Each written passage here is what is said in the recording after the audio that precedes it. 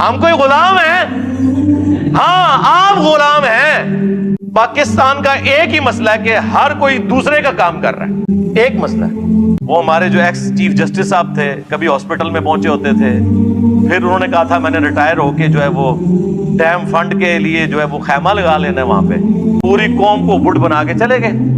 ابھی تک بینکوں کے باہر جو ہے نا ان کے وہ لگے ہوئے ہیں چندہ فنڈ کے بینرز۔ لیکن ان سے کو پوچھ لے کہ سر یہ بتائیں کہ اس وقت پینڈنگ کیسز کتنے ہیں، تو وہ آپ کے اوپر توہین عدالت لگا دیں گے۔ آپ کون ہوتے ہیں پوچھنے والے؟ بھائی ہم وہ ہوتے ہیں پوچھنے والے کہ ہمارے ٹیکسز سے آپ لوگوں کی عیاشیاں فلفل ہو رہی ہیں، آپ لوگ 12 15 لاکھ پینشن لے رہے ہیں اور لائف ٹائم سیکیورٹی لے رہے ہیں، تنخواہیں اور پریویلیجز تو چھوڑ دیں۔ ہم بھی پوچھنے والے ہیں، آپ ملازم ہیں، ہم کوئی غلام ہیں؟ ہاں آپ غلام ہیں پاکستانی عوام کے۔ میں سرکاری ملازمت الحمدللہ 19 گریڈ میں نے ریٹائرمنٹ لی ہے۔ میں آج بھی کہتا ہوں ہم پاکستانی عوام کے غلام ہیں۔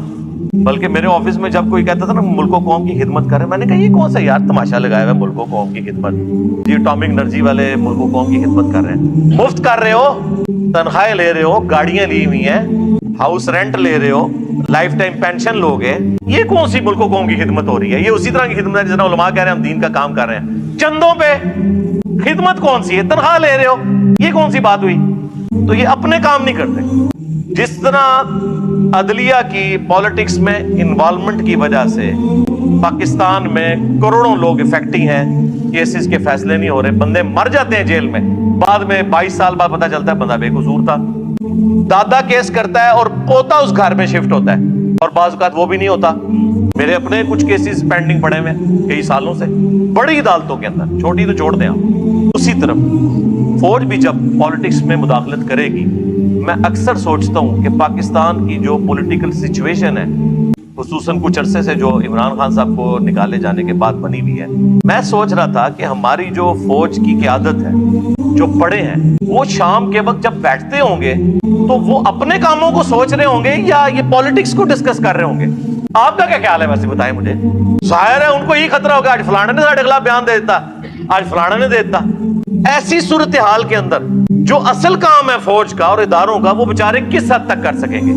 اور یہ بیچارے میں وہ خود ان کا اپنا بھی قصور ہے، میرے بیچارے کوئی نہیں رہے۔ تو اس وقت دل سے کوئی جماعت بھی ان کے لیے ایک جملہ ہمدردی کا بولنے کے لیے تیار نہیں ہے، الٹا خلاف کمپین چلا رہے ہیں۔ اور یہ تو وہ ہے جو آپ کو نظر آ رہی ہے۔ آپ لوگوں سے پوچھیں، آپ ہوٹلوں پہ جا کے ٹیبل ٹاک کریں، آپ کو اندازہ ہوگا کہ میں نے تو اپنی زندگی کے اندر کبھی بھی اداروں کے لیے وہ نفرت نہیں دیکھی ہے جو اس وقت ہے۔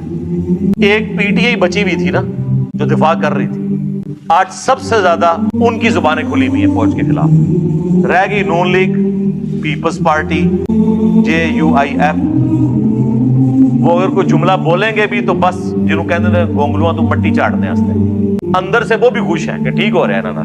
ہاں تو یہ ہے ملکوں کی تباہی کا آغاز، کہ جب پاکستان کے ادارے پاکستان کی عوام کی نظر میں بے عزت ہو جائیں، بے توقیر ہو جائیں۔ آپ لوگ سمجھ رہے ہو شاید کسی کو وسوسہ آ جائے کہ ہم کوئی ان کے ایجنڈے کے اوپر بات کر رہے ہیں۔ نہیں میرے بھائی، ان کے ایجنڈے پہ بات کر رہے ہوں تو ہم مجرم عوام کو قرار دیں۔ ہم تو کہہ رہے ہیں یہ آپ کی ہوئی آگے آئی ہیں، عوام مجرم نہیں ہے۔ ہمیشہ بڑے اور لیڈرز مجرم ہوتے ہیں جس طرف عوام جاتی ہے، ان کی پالیسیز کا رزلٹ یہ نکلتا ہے۔ جس طرح ہم نے نان اسٹیٹ ایکٹر پال کے جو کچھ نکالا رزلٹ، FATF کی تلوار لٹکی، ٹھیک ہے جی، پھر جو کل تک ڈان لیگز تھی وہ پاکستان کی پالیسی بن گئی، تو سمجھ آئی نا کھا کے کہ ہاں یار یہ کام نہیں ہونا چاہیے، صرف فوج کا کام ہے۔ پھر ضرب عزم بھی، رد الفساد بھی، یہ ساری چیزیں ہوئی۔ اور اب جو ہے وہ DGISPR کی آدھی پریس کانفرنس یہ ہوتی ہے کہ ہمارا سیاست سے کوئی تعلق نہیں، ہمارا سیاست سے کوئی تعلق نہیں۔ سرکار یہ روزانہ 100 دفعہ آپ تسبیح کھینچے نا، 100 دفعہ، ہاں، اور 100 سال تک کھینچتے رہے، پھر بھی اس قوم کو یقین نہیں آنا جب تک پریکٹیکلی آپ اس کو امپلیمنٹ کر کے نہیں بتائیں گے۔ یہ ذہن میں رکھیے گا، اس طرح نہیں، جب تک آپ کچھ کر کے نہیں دکھائیں گے۔ اور پھر آج تو سوشل میڈیا اتنا پاورفل ہے کہ کسی کی کوئی بات چھپی بھی نہیں رہ سکتی۔ آپ ذرا سی ہینکی پینکی کریں گے، کوئی نہ کوئی کلپ گھومتا گھماتا آ جائے گا، اور پھر وہ بڑا صحافی اٹھا کے اسے ٹویٹر پہ یا اپنے فیس بک پہ لگا دے گا، اور پھر وہ جناب اس طرح پھیل جائے گا. پھر آپ بے شک گرفتار کرتے رہیں. مجھے بتائیں گرفتاریوں سے کیا وہ جو باتیں لوگوں کے ذہنوں میں چلی گئی ہیں وہ نکل گئی ہیں؟ تو یہ کون سا طریقہ ہے؟ اس کی بجائے نیریٹو بنائیں. فوجیں صرف ملک کی سرحدوں کی حفاظت کر سکتی ہیں.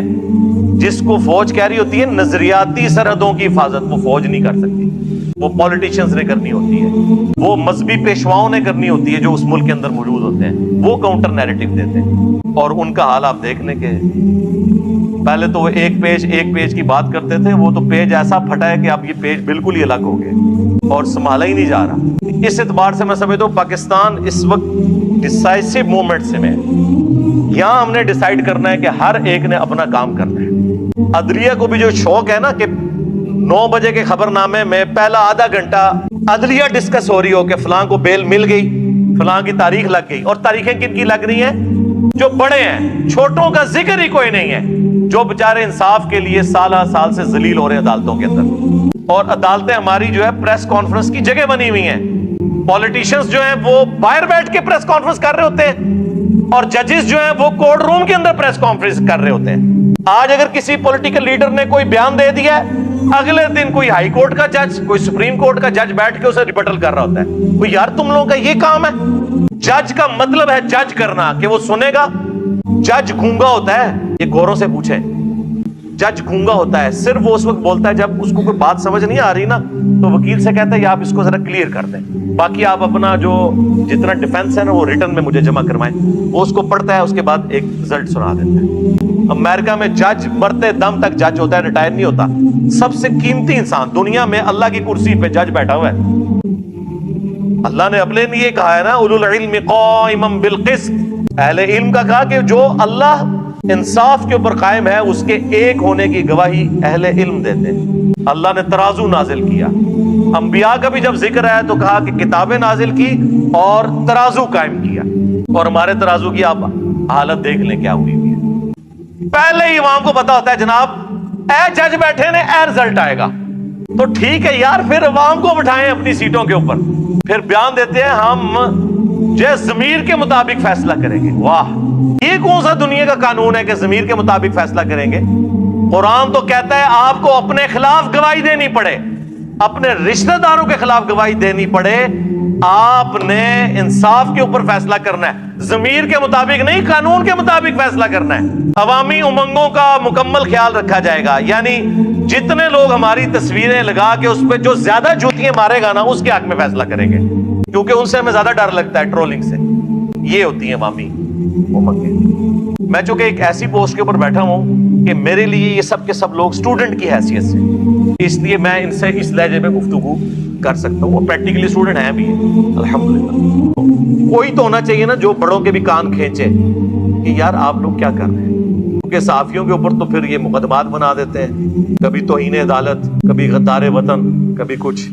تو کم از کم جو نیوٹرل پلیٹ فارم سے ہیں، یہ نیوٹرل وہ والا نہیں، عمران خان صاحب والا نہیں، ان بائسڈ، جیسے اس لفظ کو بدنام کر دیا، ان بائسڈ کہنا چاہیے، غیر جانبدار. تو وہ لوگ کم از کم ان کو ہوش دلائیں کہ یار ہوش کے ناموں دیں.